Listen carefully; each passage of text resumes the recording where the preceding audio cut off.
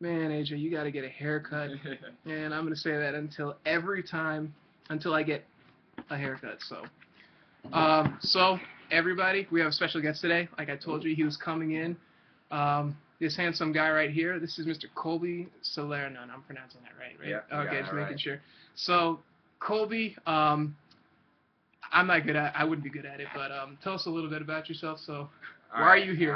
So quick thing about me. So I was diagnosed with hypertrophic cardiomyopathy when I was 12. Not like AJ. He had a virus. Mine was genetic. Technically, though, same disease, just different ways of getting it. Um, Told I needed a transplant when I was 22. Got my transplant when I was 24, and was in AJ's exact position except two rooms down. But now it's been 3 years, and I've never felt better in my life. Yeah, that's exactly. Sorry, my phone just buzzed. So, what's it like being like back here? Like when you came through here, what was like the first thought in your head? So first thought is glad I'm not AJ anymore. But the thing is that it's important to realize, the idea that AJ read my blog was amazing. I always wanted people to read it and get like a get encouragement from it. Somebody else did this. I'm doing it now, and we're gonna get through this. So now AJ is where I used to be, but then 3 years from now, he's gonna be where I am now, and he's gonna be back to doing his fitness. You guys know it. I'm gonna be back. Yeah. He's going to be back at his fitness. Before I met him, I saw all the pictures of how ripped he used to be. Still decently ripped, give him that. But I know that he's going to do really big things once he's out of here. And now he's just got to sit back and wait for that new heart to come in. Yep. Like I was telling you guys, it's all just a test. The universe is just giving me one big test to prove, how strong really I am. So I'm, with all of your guys' support, I'll definitely come out, even stronger than I was before, I believe. But one thing I also wanted to mention to you guys is, again, if you haven't checked out his blog, it's Tales from the 10th Floor on Tumblr. It's talesfromthe10thfloor.tumblr.com. Is that correct? I'll put the link in the description so you guys can just click it and check it out. So even if you're not even going through a situation like this, it's such a good read. It was so good that it got an Emmy. I didn't even know you could win an Emmy on Tumblr. Where's my Emmy? I've been doing this on YouTube for 5 years. I don't get an Emmy for this stuff. Gotta get the news station. I gotta get the news. That's right. Yeah. And oh yeah, I totally underestimated what kind of how many cameras were gonna be here. So they all came in. And I was like, oh god, what did I do? All these patients here. There's like 7 cameras. Oh my god, it was ridiculous. So one of the questions actually that's coming up a lot is like, AJ, what do you have? Like, what disease do you have? Some people thought that I had HIV. I was like, where did that come from? That is not even. So, I thought we could like kind of explain exactly what you kind of did touch on it a little bit. So basically, a cardiomyopathy is when the heart tissue becomes enlarged, it becomes swollen. Like he said, his was genetic, so he was born through and went through, had it for a lot longer than I did. I had mine. I got mine around 3.5 years ago, and mine was viral. So the problem with that was that they were not able to figure out what virus attacked my heart. They tested for everything, Lyme disease. The list just goes on. But this virus attacked my heart and caused my heart to become inflamed. And because it became inflamed and cardiac tissue can't repair itself, it becomes permanently damaged. And through working out and spending, all the time it has beating, it just damages itself more and more, you guys. And so basically it's just a long, elaborate heart failure. So enough about the depressing medical stuff. So I have a list of questions, a few questions that we're going to ask Colby. So a lot of people, they don't go through heart surgeries, but I'm sure a lot of people are aware that heart transplants are a thing. And one of the things that I always wondered was, what was it like waking up after you had your heart transplant? So for right now, AJ's heart is so weak. He really doesn't feel his heartbeat or anything like that. If he gets worked up, that's the only way.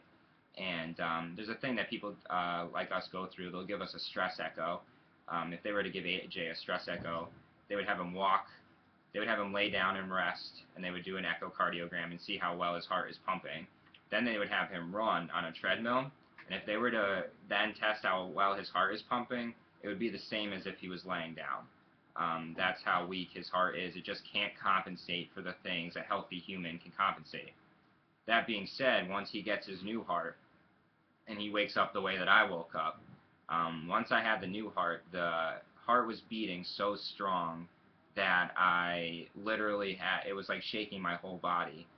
It was an amazing feeling to know what a healthy heartbeat felt like again.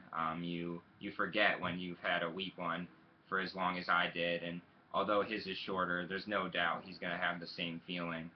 And it's just an amazing feeling. And the crazy thing about transplant is, although someone else is giving their heart to me, I already have mine, and AJ one day will have his new heart. You take ownership right away. Once I woke up, it was like, this is my new heart, and I'm going to move on with it now and just try and honor the person whose heart it used to be. Yeah, excellent. Yeah, that's really, yeah. And Colby's also a huge advocate for organ donation, because he appreciates, the gift that was given to him, which is the gift of life. And while I'm here on camera, you guys definitely consider becoming an organ donor if you are not. So Colby, like, where would somebody be able to go to get, how would they become an organ donor if they aren't already? So the best ways to do it are when you renew your license, just check yes to organ donation.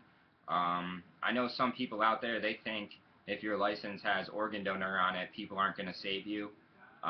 Let's just wipe out that rumor right away. It's not true. I was an EMT. I'm currently in medical school, and I had a heart, and none of that goes down like that. The person who gave me their heart, they were in the hospital for 5 days before they realized that they could become an organ donor. It's just not how it works, and I always like to try and remove that rumor from people's minds. And then another quick way, even if you're still worried about that, you can just go to donatelife.net and sign up right there in your local state. So we'll have a link in the description for you guys, just as well as his blog. And so they're definitely going to be wondering, like, AJ, when are you going to get back in the gym? Oh, you had your heart transplant. Why don't you go film a video? Obviously, that's not going to be able to happen right away, you guys. So we're going to have to, it's all going to be a waiting game. It's all, my patience is being tested as well. So Colby, like, how long did it take you to, resume going back to, like, running or just, something as basic as running? Yeah, so you start baby steps with walking. Say 2 days after the transplant, they had me up and walking around the hospital. I was out of the hospital in 2 weeks. The day after I got home, I was walking around the neighborhood. And then the quickest way to upgrade is you go to cardiac rehab. Yeah, that's right. And then you go to cardiac rehab, and they'll bring you up to a certain level. And then from there, you just do what you can. For me, it was the muscles weren't ready. The heart was ready to roll. It came from a healthy person, but my leg muscles had gotten so weak that even 3 years later is still the thing I'm working on the most, is not having my leg muscles cramp up and stuff like that. But 2 years post-transplant, I ran my first 5K. And I was never allowed to lift my entire life. I'm lifting for the first time. That started a year after transplant. So it's a slow progression, but we all get there. And we're lucky enough to be young. And so we get there faster. And I would imagine 1 year after post-transplant, AJ's muscles are going to start looking how everybody remembers them. How do you guys remember them? Amazing, right? Yes. But yeah, that's great. You guys, it's amazing to actually meet somebody who's able to level with you, go through, be able to relate to small, fine details. Like, I could meet, another patient that's had a heart transplant, but it just so happens that Colby was 2 doors down on the same unit, same hospital, basically the same heart condition, around the same age. He even likes Audis like I do, apparently, so that it's just crazy. It's just had, something that had to happen, and I'm really glad it did. Yeah, Colby, yeah, you're my new main man, man. I appreciate Thanks, man. it. Appreciate Thanks. it as well. All right, you Awesome guys. meeting you. Yeah.